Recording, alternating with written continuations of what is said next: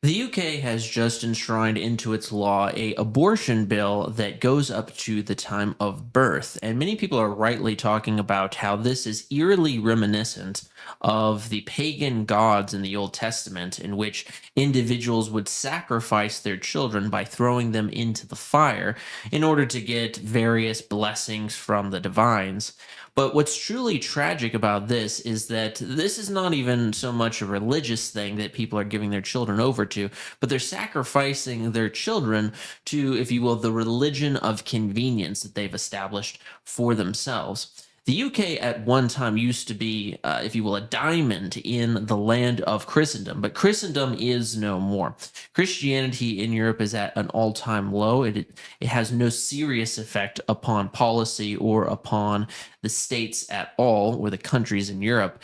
And the reality of the situation is things are going to continuously become worse and worse until ultimately some type of reformation takes place. Looking now here at the story of what is taking place in the UK, we have here from the European Conservative, quote, Britain moves toward abortion up to birth after Lord's vote.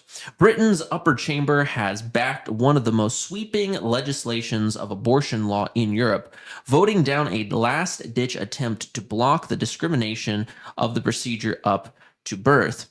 Peers in the House of Lords rejected an amendment to remove the provision from the government's crime and policy bill by voting 185 to 148 on Wednesday night, clearing the way for the change to move forward. The clause, already approved by MPs in the House of Commons last year, removes criminal penalties for women who terminate their own pregnancies at any stage. Of course, this should be said, who murder their children up to any stage. This is a common tactic of Marxists. They take a horrible reality in this world, something like abortion, infanticide, child murder. They take a horrible sin, a horrible, wicked thing, and they turn it into something that sounds positive. We have to ultimately take as conservatives, as Christians, as people of Western society, take every thought captive to the mind of Christ and call things what they are. This is wicked. This is murder. This is infanticide. This is not terminating their own pregnancies. This is ultimately murdering their children. We have here, quote, the effort to strip it out was led by conservative peer Baroness Matenock, who warned it amounted to, quote, radical proposal, end quote. Her amendment failed despite concerns that the change could lead to more late-term abortions taking place without direct medical insight. In a separate vote, peers also rejected a move to restore mandatory in-person consultations before abortion pills were prescribed. By 191 votes to 119, the Lords opted to retain the pandemic-era system, allowing early abortions to be managed at home. The chambers also backed a proposal to pardon women previously convicted of ending their own pregnancies. Catherine Robertson of the pro-life group Right to Life described the clause as, quote, one of the most extreme pieces of legislation to ever pass the House of Commons and the House of Lords, end quote. This, of course, is true. The UK ultimately is really extreme when it comes to its own abortion policies. Now, I say this as someone who's 100% pro-life, and I don't think that abortion should be allowed in any context. But if we're comparing apples to apples, if you will, the abortion laws of Europe, of the EU itself, are much more tame as opposed to Britain. And one of the realities that makes this situation so troubling is the fact that when we pair this piece of legislation with what the liberals inside of the UK have been doing, Labour in particular, the Greens and others, in pushing for mass migration, having no serious crackdown upon the Muslim community that has been raging all manner of havoc inside of their country. And they've also not been taking any serious action against the mass amount of illegal migration into their country. When we pair this all up and we recognize that the UK's birth rate is not anywhere near keeping to match what it needs to be doing when it comes to just replacing the population with newborns. The reality is that you're having the British population ultimately kill off its own children and be replaced with migrants. many of the time Muslim migrants. The once great island of Britain is going to collapse unless individuals take very grave steps, very serious steps. This is one reason why I've been very impressed thus far seeing the policy proposals of individuals like Rupert Lowe, who has proposed legislation along the lines of, if Restore Britain is to ever gain power in the UK, that if millions must go, millions must go, and restore the nation to its Christian principles. This is ultimately the only way in which the West as a whole, and particularly Britain, and I would also apply this, of course, to our country, the United States, this is the only way that we're going to make any type of serious progress of restoration. We have to call out the problems for what they are. Problems are problems that need hard solutions. In our own society, if you have mass abortion taking place all over the place, God will not be pleased with that said nation. And of course, this is going to be the case for the UK. Continuing, we have here, quote, "It is a travesty that such an erroneous and terrible legislative change will directly endanger the lives of unborn babies well beyond the point at which they will be able to survive outside the womb, as well as the lives of their mothers, has been allowed to happen." End quote. Polling by Saventa Comres suggesting public support for abortion up to birth is extremely limited and is around 1%. 1% of the British population wants this type of radical policy to go forward. 1%. Now, even if 75% hypothetically wanted this to go down, it of course would still be wrong. Ultimately, when it comes to this question of abortion, we have to settle one fundamental first principle, which is, what is it in the womb? Is it a child or is it not? Is it a human or is it not? If it's not a human, then yeah, it's not going to be as big of a deal for individuals. But if it is a human, which science clearly illustrates, which ultimately scripture illustrates, then the reality of the situation is that indeed this is a life worth protecting, a life worth preserving. To go into the womb and to rip up a child limb from limb so that conveniences can take place, whatever the convenience may be, is egregious. Now, I'm not saying that in especially these extreme cases where women have had horrible assaults upon them, that women need to be shamed or left out on the street or not helped. That is the place where society, informed by good principles that are ultimately rooted in the principles of Christ, need to come forward and help individuals in situations like that. But as the old adage goes, two wrongs do not make a right. If you have the wrong of something like rape take place, then the only real solution that can take place to rectify that is capital punishment to the offender and restitution and help to the mother and her child. You don't have restitution by adding more blood on the situation by slaughtering an unborn child. It is quite grievous. To finish up here, we have this following quotation, quote, "Under the current framework in England and Wales, abortions remains a criminal offense, but is permitted under strict conditions, generally up to 24 weeks, with later procedures allowing only in exceptional circumstances, such as when the mother's life is at risk. The new measure marks a clear break with that system, and one that was not put to the voters. The bill must still complete its remaining stages, but there is little expectation that the MPs will now remove the clause." The UK has had a horrible history when it comes to this said subject of abortion.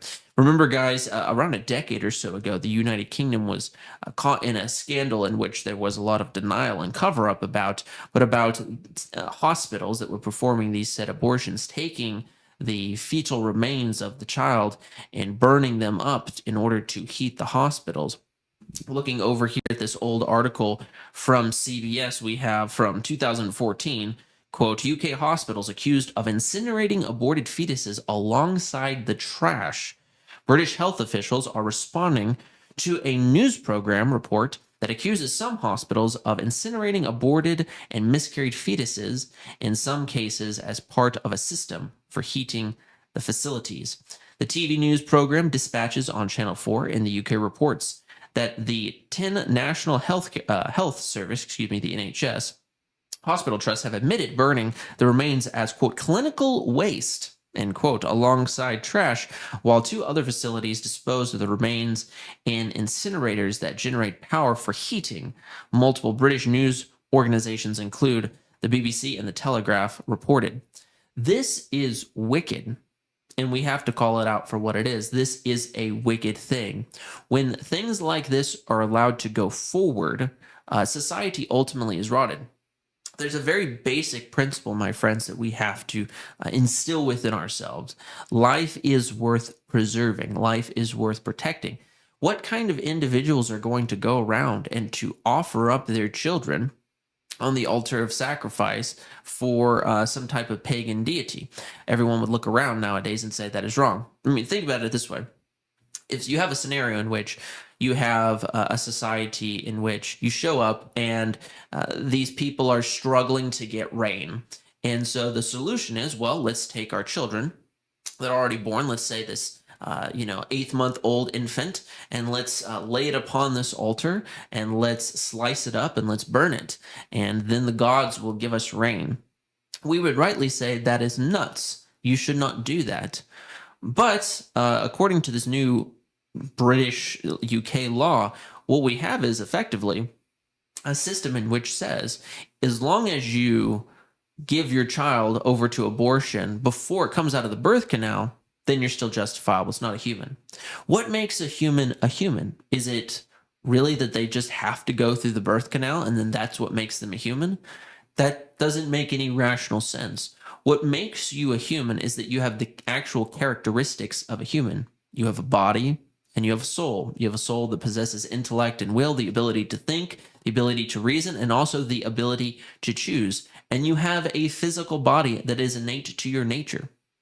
This is something that we all know. That is what makes you a human. And whether or not you're a human in development in the womb, or you're in a human who's in development out of the womb, that doesn't take away from your dignity as an individual, your dignity as a human being.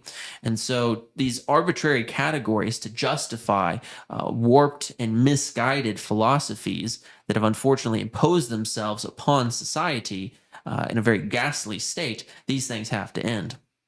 To close out here, I want to go over just this last bit of statistics here from this older report. Some of these statistics are a bit outdated. Unfortunately, the abortion rates have gone up since this time. But we see the following, quote, reports said that in the past 2 years alone, so the past 2 years of 2012, 2013, etc., fetal remains were incinerated by 27 NHS trusts. In some cases, mothers were told that the remains were cremated. Right, 15,500 fetal remains were incinerated.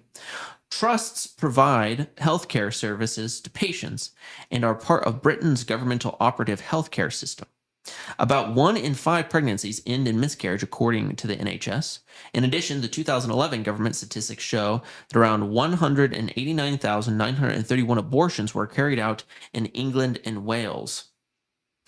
One hospital cited in a report, Ipswich Hospital of Suffolk, and stated that they have incinerated more than 1,100 fetal remains between 2011 and 2013 in a, quote, waste to energy, end quote, plant operative by private contractor.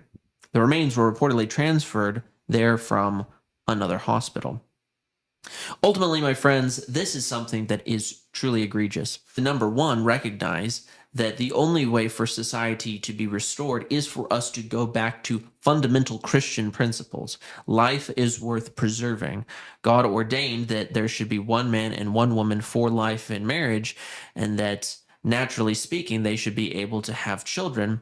Those children should be raised in a loving environment. Now, of course, there is sin in this world. There is evil and wickedness in this world. There's adultery, there's fornication, there's abortion, there's all kinds of things, but we have to be rooted in a fundamental Christian principle as our starting base to operate from regarding the failings of personal individuals. We also have to recognize through that lens that everybody that is created in the image and likeness of God is precious and worth protecting when they are a child. And so if the UK wants to get its act together and actually put forward meaningful legislation that will help this earth, they will get rid of this. Let's not buy into any of the nonsense of the earth is overpopulated or that this is just quote unquote female health care. The reality of the situation is murdering somebody, especially an innocent child in the womb, is not healthcare. It's not. Let's call it for what it is. If we can call other things rightly barbarism and evil, things like sex trafficking, slavery, torture, things along that nature, then we should be able to call infanticide in the womb, regardless of how small the person is, a barbarous and wicked action. We have to call it for what it is. It's not healthcare, it's wickedness. Ultimately, my friends, this is really bad. Continue to pray for the restoration of all things in the person of Christ Jesus, as the book of Ephesians talks about.